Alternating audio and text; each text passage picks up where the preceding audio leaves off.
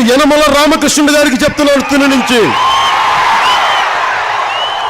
యనమల రామకృష్ణుడు గారు, మీ తెలుగుదేశం ఎంపీని చావగొడితే మీకు పౌరుషం వచ్చిందో లేదో తెలియదు, కానీ ముఖ్యమంత్రిగా చంద్రబాబు నాయుడు గారు చెప్తున్నాను, మీ ఎంపీని పార్లమెంటులో చితగ్గొడితే మీకు పౌరుషం వచ్చిందో లేదో నాకు తెలియదు, చీ కొడితే మీకు పౌరుషం వచ్చిందో లేదో నాకు తెలియదు, కానీ సాటి తెలుగువాడిగా నాకు కడుపు మండింది. కేంద్రాన్ని నిలదీయాలి, కడుపు మండి ఆవేదనతోటి.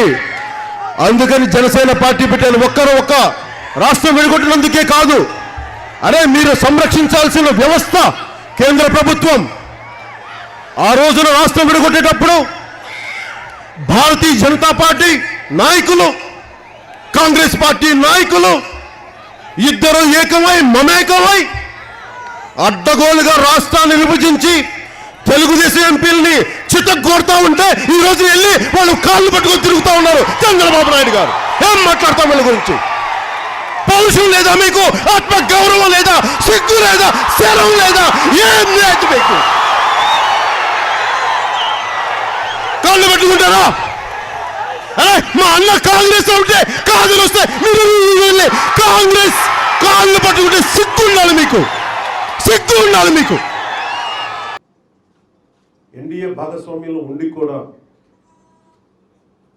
ఆంధ్రప్రదేశ్ అభివృద్ధి కోసం, ఆంధ్రప్రదేశ్ ప్రజల సుస్థిరత కోసం, ఆంధ్రప్రదేశ్ భవిష్యత్తు భద్రత కోసం ఒక హిస్టారికల్ అలయన్స్ని ఈ రోజున ఫస్ట్ కలయిక జరిగింది. అది చారిత్రాత్మకమైన రాజమహేంద్రవరం నగరంలో వీరేశలింగం గారు సోషల్ రిఫార్మ్ మూవ్మెంట్ స్టార్ట్ ప్రారంభించిన ఈ నగరంలో, ఆదికవి నన్నయ్య పుట్టిన ఈ నగరంలో ఇది ఒక హిస్టారికల్ మీటింగ్ చేశాం. ఇక్కడ ఈ అలయన్స్ గురించి ముందు మాట్లాడబోయే ముందు నేను చెప్పిన మాటలు, రాజమహేంద్రవరం సెంట్రల్ జైల్లో అక్రమంగా అకారణంగా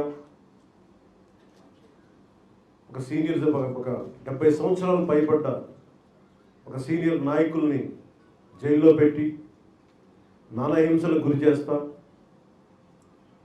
బెయిల్ రానివ్వకుండా, పరిస్థితుల్లో ఒక టెక్నికల్ ఇష్యూస్ అని చెప్పి బెయిల్ రానివ్వకుండా చేయటం, ఇది చాలా బాధాకరంగా అనిపిస్తుంది. మొన్న మధ్యన గుంటూరు జిల్లాలో కూడా 14 ఏళ్ళ ఒక కుర్రోడిని చంపేసిన వ్యక్తికి కూడా బెయిల్ వచ్చింది.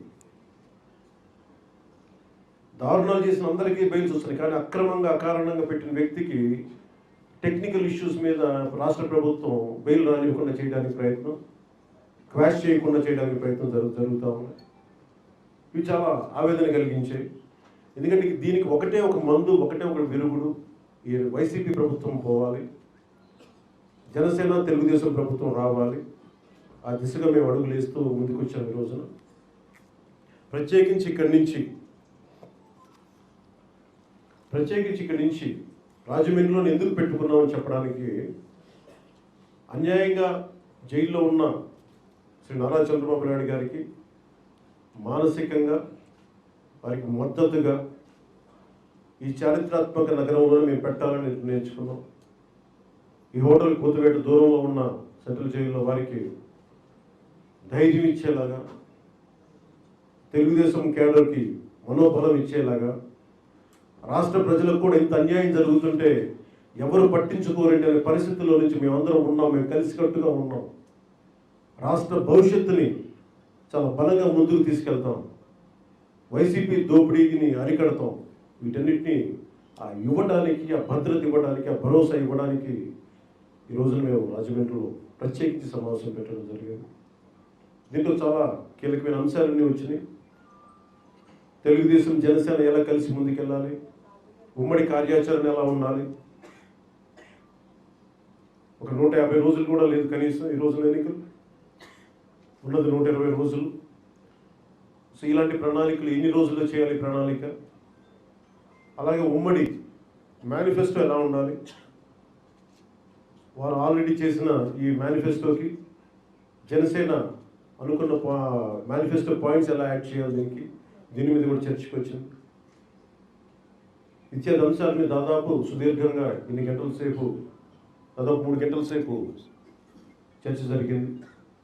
అన్ని అంశాలు, ముఖ్యంగా జనసేన టీడీపీ క్యాడర్ ఎలా కలిసి పనిచేయాలి, జనసేన నాయకులు టీడీపీ నాయకులు ఎలా కలిసి పనిచేయాలి, పెద్దలు స్పీకర్గా చేసిన అనుభవజ్ఞులు యనమల రామకృష్ణ గారు కూడా చాలా లోతుగా ఆయన అభిప్రాయాలు తెలియజేశారు.